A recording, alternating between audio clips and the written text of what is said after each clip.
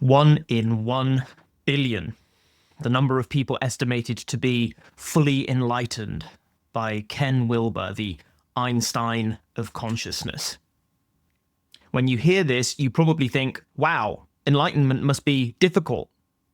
But through my 30,000 hours of spiritual practice, it became clear that it's the opposite. Enlightenment is the easiest thing there is. Those 30,000 hours turned out to be only about confirming for myself that it was okay to stop trying. So, I'm here to save you some time by telling you to stop trying in meditation or whatever else you're doing to fix yourself. Trying, struggling, striving, reaching, grasping, clinging is precisely what got you into this mess that you're trying to get out of. When you try, you're saying, this moment isn't good enough, I must change it.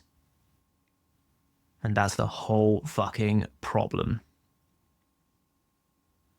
Now, trying to change your mind in meditation is, relatively speaking, preferable to trying to change your boss or your reputation or your fortune.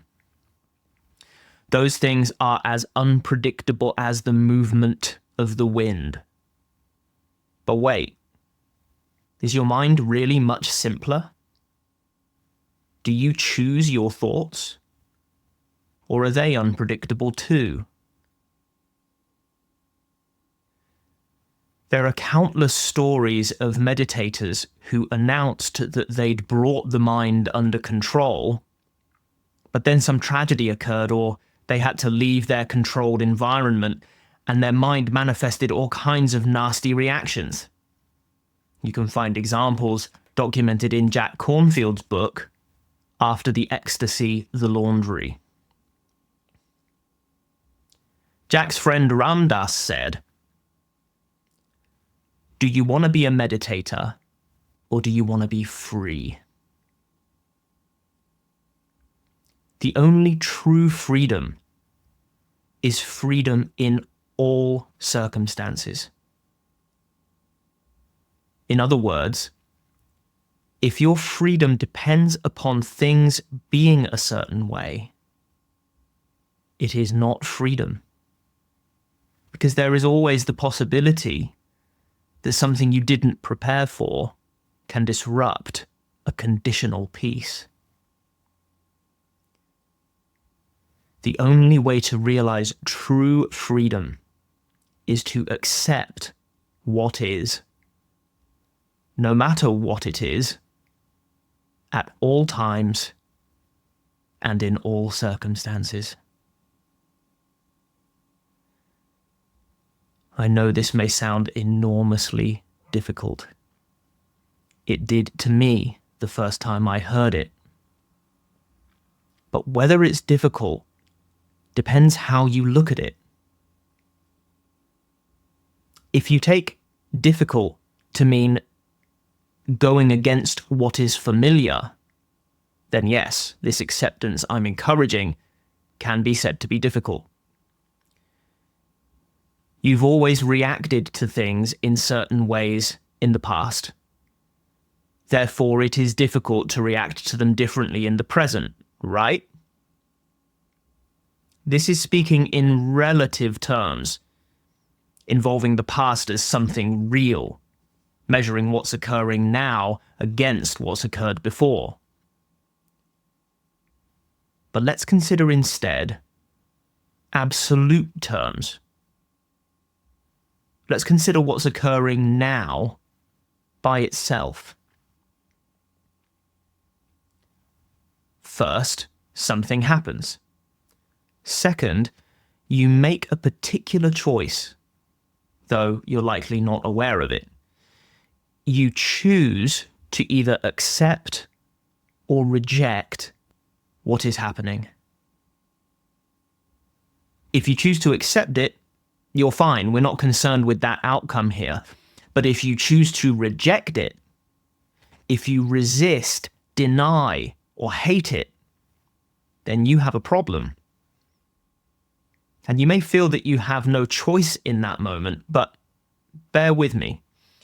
Your mind, in this case, becomes like a clenched fist around the thing you're rejecting.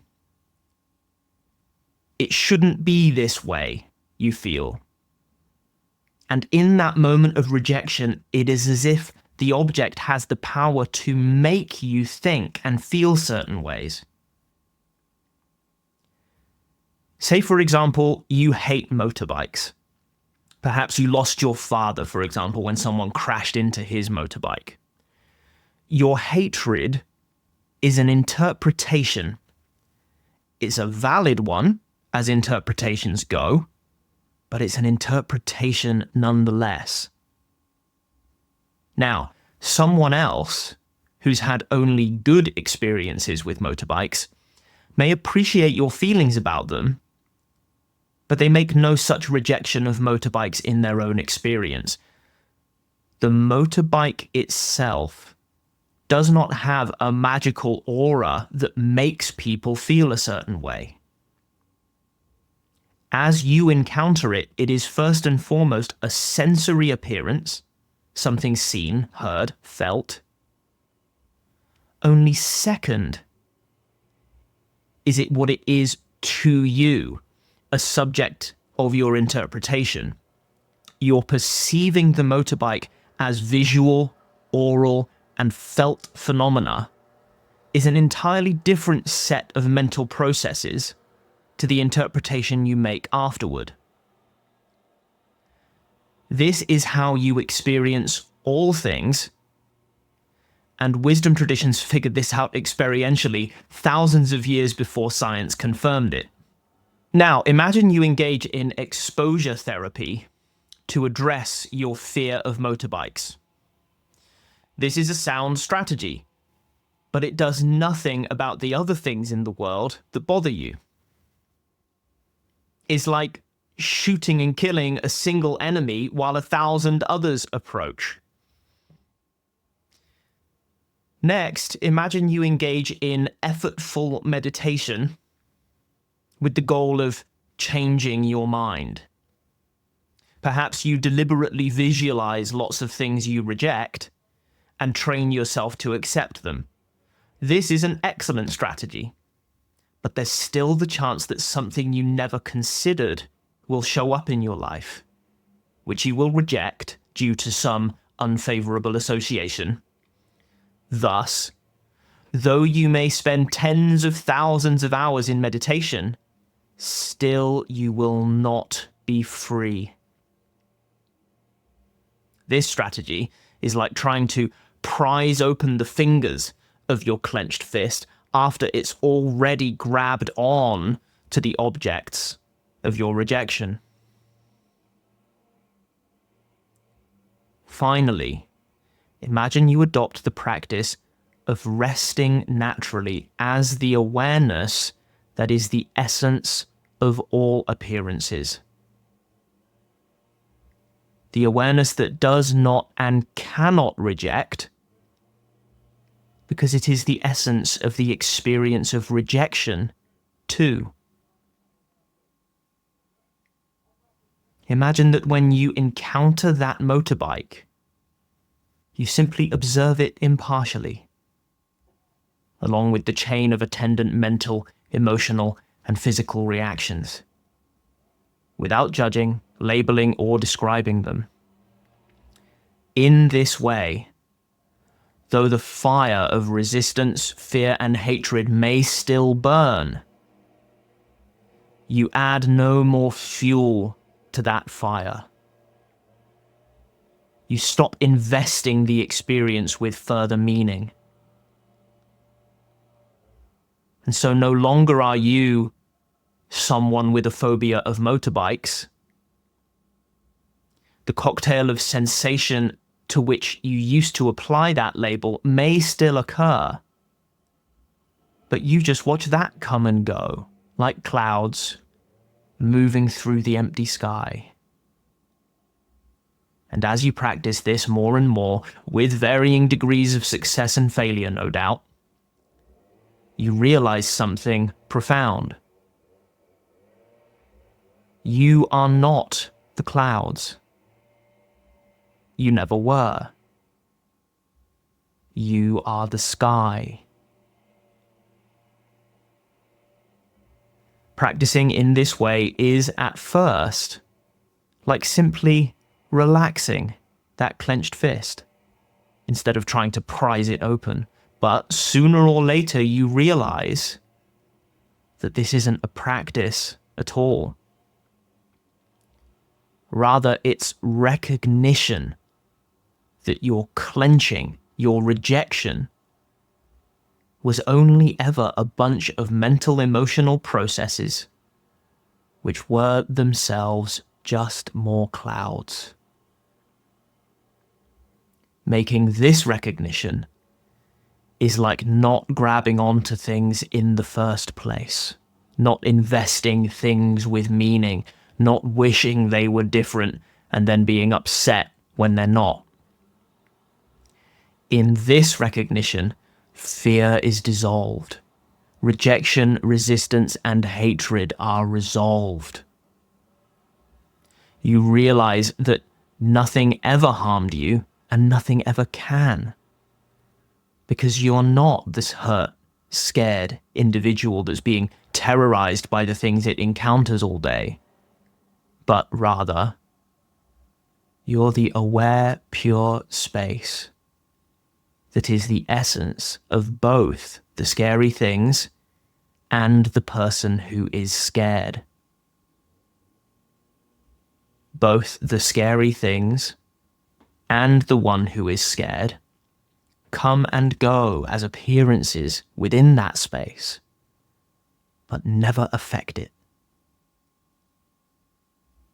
This is why you feel like you're the same you, experiencing everything, even though your appearance changes. This recognition is the only freedom there is. It is the only freedom that cannot be caught off guard by something unexpected. Practicing with one appearance in this way is practicing with all appearances. In doing so, you realize what the Buddha called the deathless. Timeless awareness. The basis of all phenomena. Your true identity. Ken Wilber knew what he was saying. On the one hand, fully enlightened beings are unfathomably rare. On the other hand, everyone is enlightened already because they cannot escape their true nature. The key point is not effort, nor luck, but recognition. The only difference between those 1 in 1 billion and the rest is that they realized beyond doubt their true nature. And you can too.